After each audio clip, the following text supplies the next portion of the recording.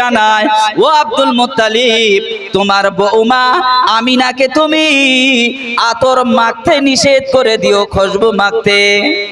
Abdul Muttalib ভাবছে, আমিনা খুশবু মাখবে, পয়সা বা কোথায় পাবে, টাকা বা কোথায় পাবে।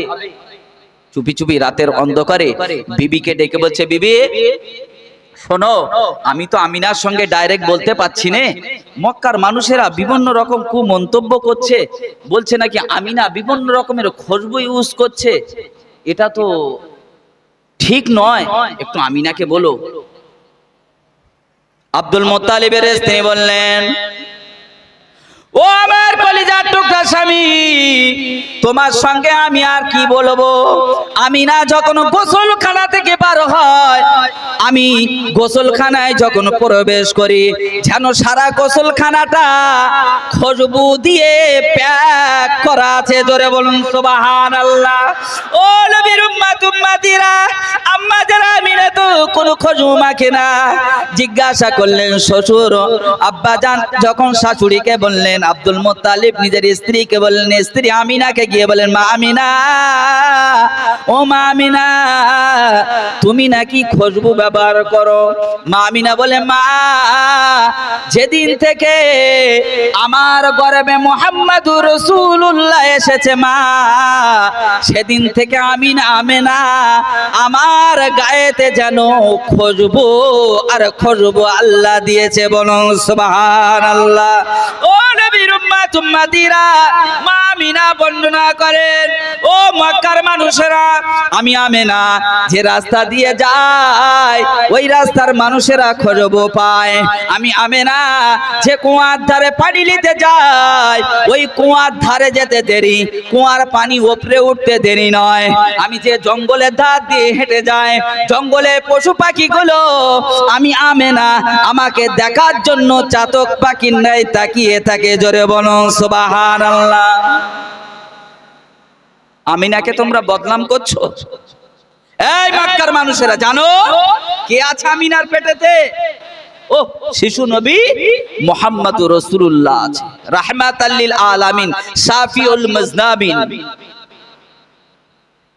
আম্মা জান আমিনার পেটেতে শিশু নবী মুহাম্মদুর রাসূলুল্লাহ তিলে তিলে কালে কালে বড় হতে শুরু করলেন। পৃথিবীর জমিনে আম্মা জান আমিনার ঔরাদ গর্ভ থেকে আব্দুল্লাহর ঔরাদ যার কলিজা টুকরা সন্তান মুহাম্মদুর রাসূলুল্লাহ পৃথিবীর জমিনে আগমন ঘটাবেন। রাত বলে আমাকে দাও, দিন বলে আমাকে দাও, রাত বলে আমাকে দাও, দিন বলে আমাকে দাও।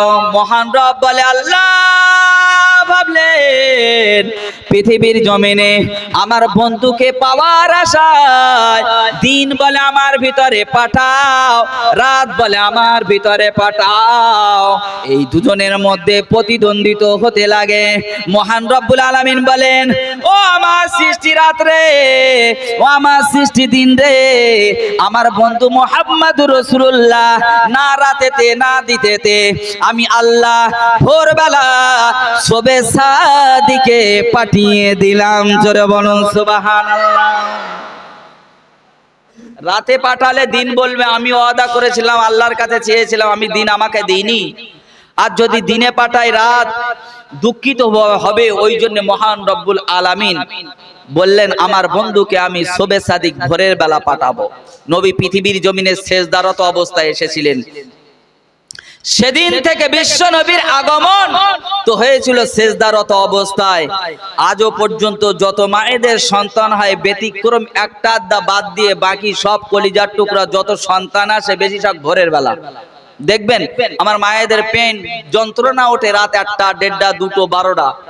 বাচ্চা হচ্ছে সকালবেলা 7টায়, 6টায়, 5টায়, ভোর 3টেয়। দেখবেন এটা বিশ্বনবী সাল্লাল্লাহু আলাইহি সাল্লাম বললেন, পৃথিবীর জমিনে যত মানুষ আসবে সেজদারত অবস্থায় আসবে, আর যত সন্তান ভূমিষ্ঠ হবে পৃথিবীর জমিনে সব সেজদা অবস্থায় ভূমিষ্ঠ হবে। সে হিন্দুর ধর্মে যদি ভূমিষ্ঠ হয় হিন্দু হবে, খ্রিস্টানের ধর্মে যদি ভূমিষ্ঠ হয় সে খ্রিস্টান হবে, সে যদি ইসলাম ধর্মে ভূমিষ্ঠ হয় সে মুসলমান হবে। বিশ্বনবী ধুলির ধারাতে আগমন করলেন। আব্দুল্লাহ ইল মারুফ সাহেব এই আসার পরে কি ঘটেছিল অনেক কথা বলেছে, আমি অধিকার যাব না। বিশ্বনবী আসার পরে পৃথিবীর জমিনে যখন দুনিয়ার বুকেতে আগমন করলেন, আসার পরে তিলে তিলে কালে কালে বিশ্বনবী আস্তে আস্তে বড় হতে লাগলেন। বিশ্বনবী ভূমিষ্ঠ হবার কালে একটাই ঘটনা ঘটেছিল, আব্দুল মুত্তালিব মক্কা নগরীদের মক্কার মানুষদের ডেকে দাওয়াত করেছিল, এ মক্কার মানুষেরা আমার একটা নাতি হয়েছে, তোমাদেরকে দাওয়াত থাকলো। সকলকে খাইয়েছিল। আবু লাহাব আঙুল তুলে দাসীকে আজাদ করে দিয়েছে। আল্লাহ নবী বড় হতে লাগলেন। আব্দুল মুত্তালিব দাদু তিনি মুহাম্মাদকে, শিশু মুহাম্মাদকে নিয়ে লালন পালন করছেন। বিশ্বনবী আস্তে আস্তে বড় হলেন। হবার পরে একদিন দাদু আব্দুল মুত্তালিবও পৃথিবীর জমিন ছেড়ে চলে যাবেন। আব্দুল মুত্তালিব তিনি তার কলিজার টুকরা সকল সন্তানদের ডেকে বললেন, বাবারা দেখো, আমি আব্দুল মুত্তালিব, আমার শরীরটা তেমন ভালো নয়, এই মুহাম্মাদের দায়িত্বটা তোমাদের মধ্যে কেউ একজনকে নিতে হবে, বুঝছেন? কেউ একজন মুহাম্মাদের দায়িত্বটা তোমাদের নিতে হবে। আল্লাহ নবী জনাবে মুহাম্মদুর রাসূলুল্লাহ সাল্লাল্লাহু আলাইহি ওয়াসাল্লামের দায়িত্বটা কেউ নিতে চায় না। ও নবীর উম্মতিরা, সোনা নবীর দায়িত্বটা কেউ নিতে চায় না। অবশেষে শিশু নবীকে ডেকে বললেন, বাবা মুহাম্মদ, ও বাবা মুহাম্মদ, তুমি কোন চাচার কাছেতে থাকলে তুমি আনন্দ পাবে? তোমার মনটা চায় কোন চাচার কাছেতে থাকতে? বিশ্বনবী বললেন, ও আমার দাদু আব্দুল মুত্তালিব, আমার চাচা আবু তালেবের কাছেতে যদি দাও, আমি মুহাম্মদ মনে করি বড় ভালো থাকব। আবু তালেবকে ডেকে বললেন, বেটা আবু তালেব, ও বাবা আবু তালেব, আমার মা বাপ হারা মুহাম্মদুর রাসূলুল্লাহকে আমি তোমার হাতেতে অর্পণ করতে চাই।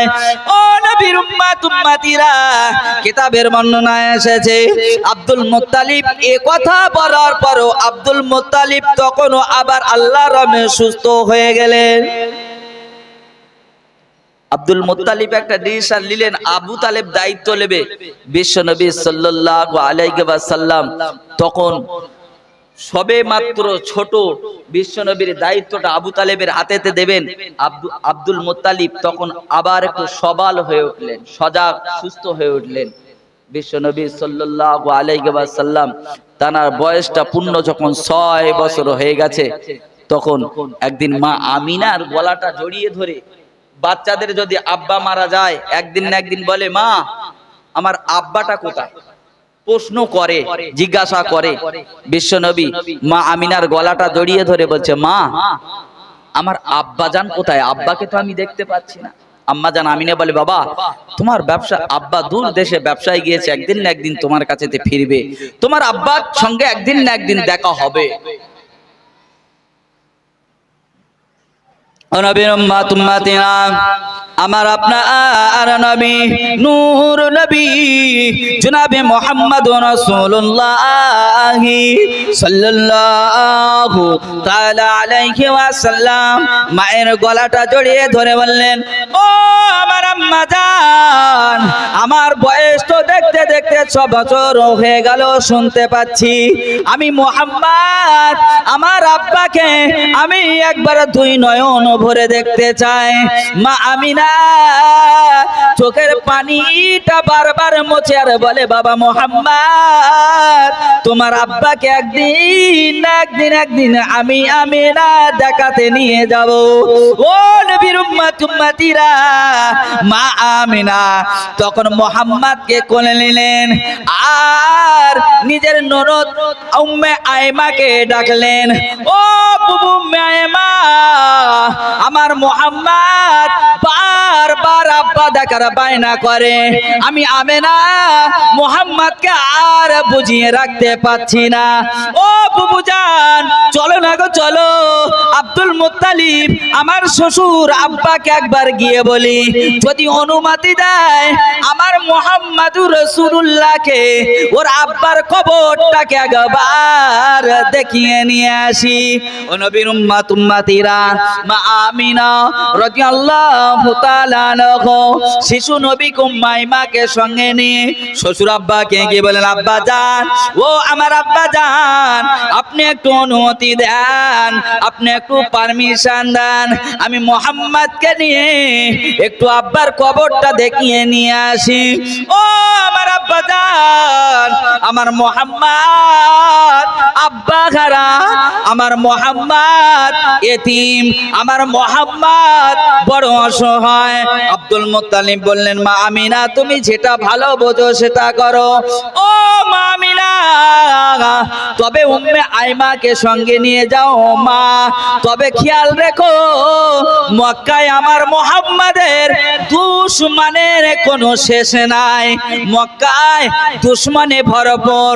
ও মা আমিনা, আমার মুহাম্মাদকে যেন একলা কোনো জায়গায় ছেড়ে দিও না, আমার মুহাম্মাদকে কাফের বেঈমানে দলেরা হত্যা করে দেবে, শেষ করে দেবে। শিশু নবীকে উটের পিঠে চড়ে উম্মে আইমাকে সঙ্গে নিয়ে টুক টুক টুক টুক করে আব্বা আব্দুল্লাহর কবর আবুয়ায় গিয়ে পৌঁছে গেলেন। আবুয়ার পাশেতে গিয়ে আম্মা জান আমিনা যেন বুকের চাপা ব্যথাটা ধরে রাখতে পারছে না, হাউ হাউ করে কেঁদে ফেললেন। বিশ্বনবী আম্মাকে ডেকে বললেন, ও আমার আম্মা জান, তুমি তো আমার আব্বাকে দেখাতে নিয়ে এসেছো, তুমি কেন কাঁদছো? আমার আব্বা কোথায়? আমার আব্বাকে ডাকো, আমার আব্বাকে আমি দেখবো। মা আমিনা ডেকে বললেন, ও বাবা মুহাম্মদ, তোমার আব্বাকে আমি আর দেখাতে পারলাম না। ও বাবা মুহাম্মদ, চলো তোমার আব্বাকে দেখাবো। বিশ্বনবীকে নিয়ে মা আমিনা আঙুলখানা ধরে বলে, ও বাবা মুহাম্মদ, তোমার আব্বা জনমের মতো এই মাটি তলায় শুয়ে আছে বাবা মুহাম্মদ, তোমার আব্বাকে দেখতে পাবে না বাবা মুহাম্মদ, তোমার আব্বার কবরটা জীবনের মতো শেষ দেখা একবার দেখে নাও। নবী বললেন, ও ফুফু আম্মা উম্মে আইমা, আমার আব্বাকে তো দেখতে নিয়ে এসেছিলে, আমার আব্বাকে তো দেখাতে নিয়ে এসেছিলে, আমার আব্বা কোথায় একবার দেখাও, আমার আব্বাকে একবার দেখাও। মা আমিনা বলে, বাবা মুহাম্মদ আর গোপন রাখবো না, আর চেপে রাখবো না, মুহাম্মদ তোমার আব্বা এই মাটির তলায় শুয়ে আছে, কবরটা জীবনের মতো একবার সে দেখা দেখে লাও। বিশ্বনবী কবরের পাশে দাঁড়িয়ে বললেন, আব্বা জান, আমি পৃথিবীর জমিনে আসার আগে তুমি বোধহয় আমাকে ছেড়ে উঁকি মেরেছো, আমাকে ছেড়ে তুমি পাড়ি দিয়েছো, আমাকে ছেড়ে তুমি পর্দা নিয়েছো। ও আমার আব্বা জান, ওঠো না গো ওঠো, আমি মুহাম্মাদুর রাসূলুল্লাহ এসেছি, প্রাণ ভরে আমাকে একবার দেখে লাও আব্বা। ও নবীর উম্মতিরা, উম্মে আইমা মা আমিনাকে ডেকে বললেন, ও বুবু আমিনা, এখানে আর বেশিক্ষণ থাকা যাবে না, যদি কাফের বেঈমানের দলেরা দেখতে পায় মুহাম্মদকে আমাদের কাছ থেকে কেড়ে নিয়ে চলে যাবে। ও নবীর উম্মতিরা, মা আমিনা উম্মে আইমাকে সঙ্গে নিয়ে আবুয়া নামক স্থান থেকে ফিরতে ফিরতে কিছুটা আসার পথে মা আমিনা ব্যথা যন্ত্রণা সহ্য করে থাকতে পেরে বেহুশ হয়ে জমিনে পড়ে গেল।